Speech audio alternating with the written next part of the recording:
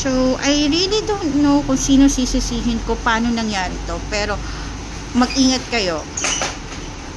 If nakakonect ang GCash nyo sa BDO account ninyo, i-delete nyo na. Kasi baka mangyari sa inyo nangyari sa akin. Around 6:12 p.m. or just around 6:12 to 6:15 p.m. 37,282 was deducted to my BDO account.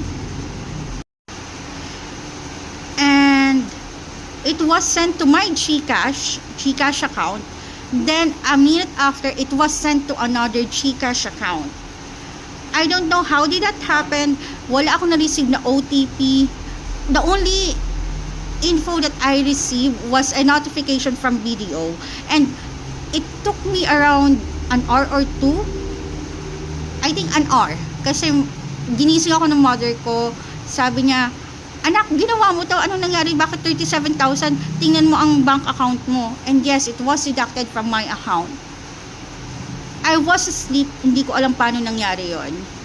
So, hindi ko rin alam kung sino sisisihin ko, paano nangyari na nakapag-transfer ng 37,282 to another account without me knowing and without me receiving an update or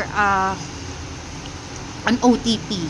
Usually, ang GCash nagsasend ng OTP for that.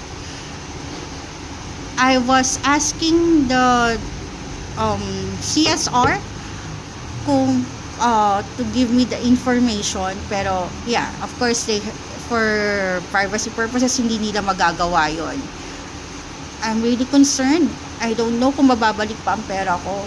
Pero if nakakonect ang GCash ninyo sa BDO account or to any bank, better delete it daw at baka mangyari sa inyo nangyari sa akin.